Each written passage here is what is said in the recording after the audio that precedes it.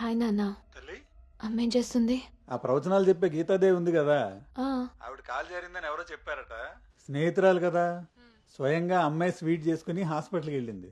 తీరా హాస్పిటల్కి వెళ్తే గానీ తెలియలేదు ఆవిడ కాలు జారింది గుడి మెట్ల మించని. తను వెళ్ళేది వెళ్లకుండా కాలనీలో అందరికీ చెప్పెళ్ళింది. పొద్దున్నుంచి గీతాదేవి ఫోన్లోను, మీ అమ్మ కాలనీలోను మేనేజ్ చేసే పనిలో ఉన్నారు.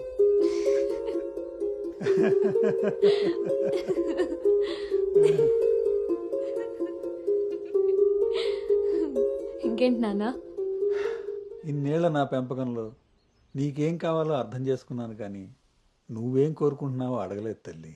నీ లైఫ్ పార్ట్నర్ విషయంలో నీకు కొన్ని డ్రీమ్స్ ఉంటాయి కదా, నీకు ఎలాంటి భర్త కావాలని కోరుకుంటున్నావు తల్లి?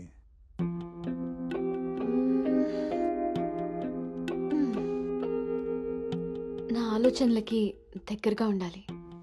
నా అభిప్రాయాన్ని ఏకీభవించాలి. నా కోపాన్ని అర్థం చేసుకోగలగాలి. నా బాధని షేర్ చేసుకోవాలి. నన్నెంత ప్రేమిస్తాడో నా తల్లిదండ్రుల్ని కూడా తను అంతే గౌరవించాలి. అంటే అచ్చు గౌతమ్ లాంటి వాడు అనమాట.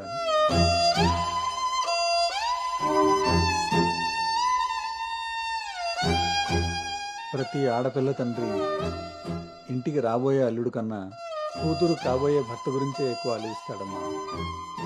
ఆ గౌతము రెండిటికి సరిపోయేవాడమ్మా.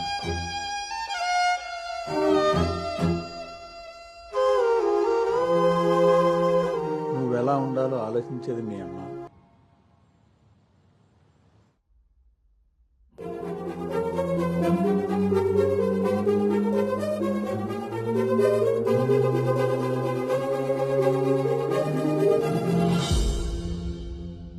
గౌతమ్ గురించి చెప్పానా నాన్నతో? అసలు వాడిని చూడటమే ఇష్టం లేని నేను వాడి గురించి ఇలా ఎలా? వీడు రిషి కదా, గౌతమ్ ఎందుకు అవుతాడు? నేను గౌతమ్ గురించి ఎందుకు మాట్లాడాను? నేను చేసిన తప్పుని సరిదిద్దుకునే ప్రయత్నం చేస్తున్నానా? వీడు గౌతమా రిషినా? గౌతమా రిషియా? ఈడు దేన్నైనా తగులుకున్నాడేంటో. బావా చెప్పు. మరి రాత్రి నువ్వు కల్లోకి వచ్చి ఉక్కిరి బిక్కిరి చేసి నిద్ర లేకుండా చేసావు తెలుసా? లగేష్, ఎంతసేపు నీ సోది చెప్పడమే గానీ నా బాధ వినేవాడు ఎవడు లేడు ఇక్కడ. ఆడేమో ఫోన్ చేస్తే తీయడు, దానికి ఫోన్ చేస్తుంటే స్విచ్ ఆఫ్ వస్తుంది. అసలు అది పెళ్లి చూపుల్లో పడిపోయినప్పుడే నాకు డౌట్ వచ్చింది. నాకు గనక తిక్కరేగిందంటే ఇదంతా వాళ్ళ అమ్మా బాబులకి తాలింపేసేస్తాయేమనుకుంటున్నారు. బావా వాళ్ళ బాధలు మనకెందుకు చెప్పు? మంట ఎక్కువైతే వంట మాడినట్టు నువ్వు ఆవేశపడితే పెళ్ళాగిపోతుంది. అదే తెలిసి తెలియనట్టున్నావనుకో, అక్కడ వాళ్ళ డప్పులు మోగుతాయి, ఇక్కడ మన అప్పులు తీరుతాయి. సరే, రాత్రికి ఎక్కుతా. సార్, మా ఓనర్ వచ్చే టైం అయింది. కొంటారా కొనరా? కొనడానికి రాలేదు, కూర్చోడానికి వచ్చా. కుర్చీ బాగుంది, పొద్దుటికి రెడీ అవ్వాలి.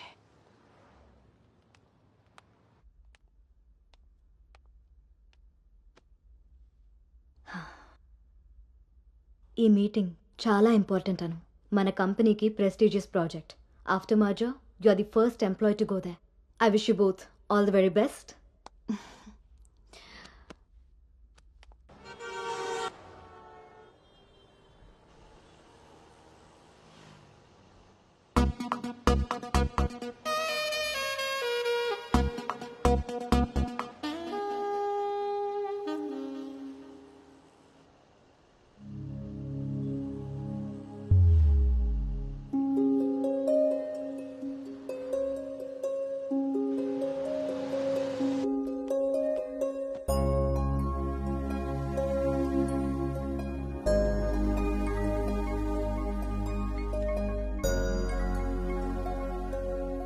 Hi Gautam, this is Aari. Please come to 12th floor. Come on, let's go. Hi Rishi.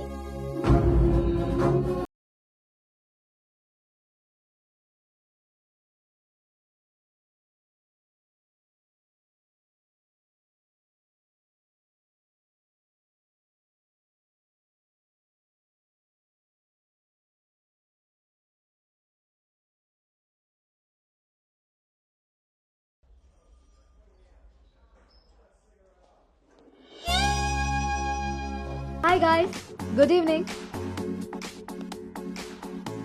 మన రెండు కంపెనీలు మర్జ్ అయిన సంగతి మీ అందరికీ తెలిసిందే.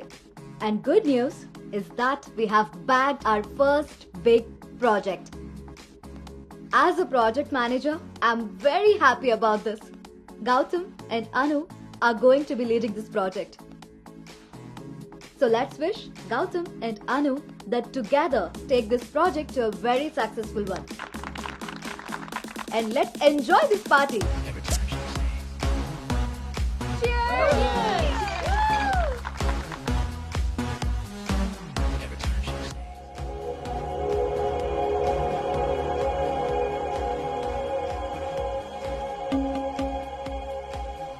Hey, hi.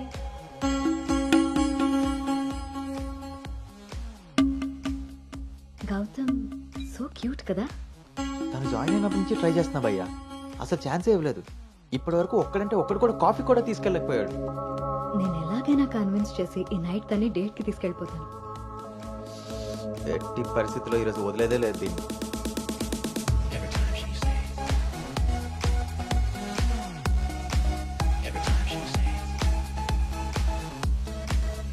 హాయ్. నన్ను ఎక్కడికైనా తీసుకెళ్ళిపో.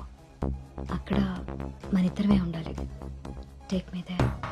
నీకోసమే ప్యారిస్ నుంచి మంచి గిఫ్ట్ తీసుకొచ్చాను, టేక్ ఇట్. ఇదే హోటల్లో డమ్మీ పేర్లతో రూమ్ బుక్ చేస్తా. మన డీటెయిల్స్ కూడా ఎవరికి తెలీదు. ఇప్పుడు ఇదే ట్రెండ్ కూడా. Will make out Anu.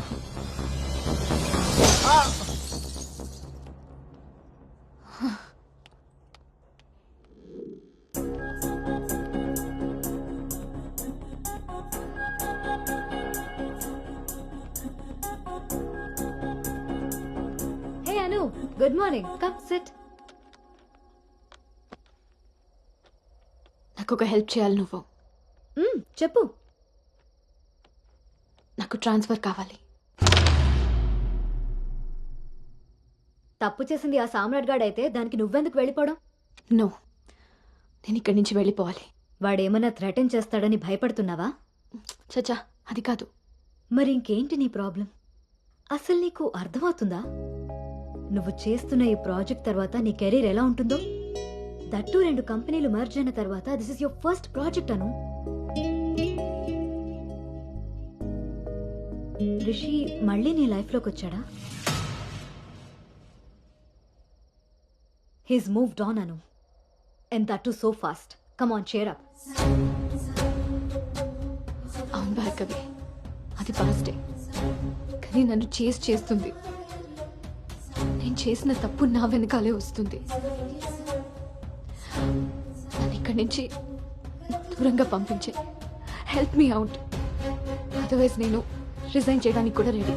Hey, it's okay, don't worry. సరే అను, నీ ఇష్టం. కానీ ఈ మర్జర్ ప్రాసెస్లో ట్రాన్స్ఫర్ చేయడానికి నాకు అథారిటీ లేదు. Gautam is heading this project, so he must approve this. Don't worry, తనతో నేను మాట్లాడతాను. Let's go. వద్దు Bhargavi, don't ask him. Why?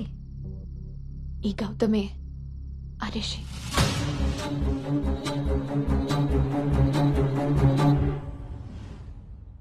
So నువ్వు వాడిని ఫేస్ చేయలేక దూరంగా పారిపోవాలనుకుంటున్నావు.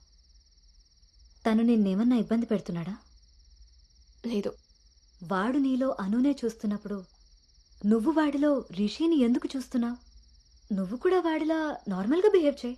వాడు నీతో డేట్ చేసినట్టు నేను కూడా ఎవరితో అయినా. నువ్వు అనుకున్నట్టుగా గౌతమ్ అలాంటి వాడైతే నిన్న మా డేట్ జరిగేది. వాడిని డేట్కి వస్తావా అని అడిగినప్పుడు వాడు దేనికి స్ట్రగుల్ అవుతున్నాడో అప్పుడు నాకు అర్థం కాలేదు. ఇప్పుడు అర్థమైంది, అది నీకోసమేనని. మీరిద్దరు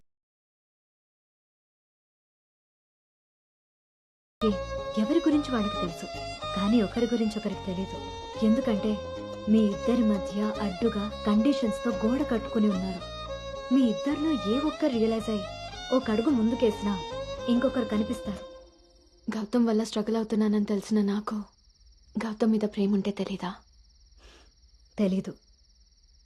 ఎందుకంటే నువ్వు స్ట్రగుల్ అవుతున్నది గౌతమ్ వల్ల కాదు, రిషితో నీకున్న రిలేషన్షిప్ వల్ల. అది నువ్వు తప్పని ఫీల్ అవుతున్నావు కాబట్టి. అసలు అది తప్పే కాదు కాబట్టి నీకు తెలియకుండానే నీలో రియలైజేషన్ వచ్చింది. అదే మీ నాన్నకి చెప్పా.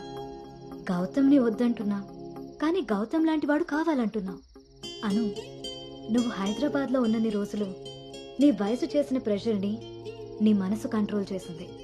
కానీ ఆ రోజు ట్రైన్లో చూసింది 10th లో యాక్సిడెంటల్గా ఫస్ట్ కిస్ చేసిన గౌతమ్నే అని తెలిసాక నీ వయసు నీ మనసుకి తోడై తన మీద నీకున్న లవ్ని కన్విన్స్ చేసి తనతో రొమాన్స్ చేసేలా చేసింది. ఇప్పటి వరకు మీ ఇద్దరి మధ్య ఉన్న ఈ రిలేషన్షిప్ని నువ్వు లస్ట్ అనుకుంటున్నావు, కానీ అది లవ్. దానికి దీనికి తేడా నాకు నీకు ఉన్నంత. తెలియక జరిగిన పొరపాటుని తెలిసాక కూడా తప్పుగా మిగిలిపోనివ్వద్దు. గౌతమ్ నేను ప్రాజెక్ట్ పని మీద గోవా వెళ్తున్నా. నేను వెళ్తే మన కంపెనీకి ప్రాజెక్ట్ వస్తుంది. అదే నువ్వెళ్తే నీ లైఫ్కి ఒక క్లారిటీ వస్తుంది.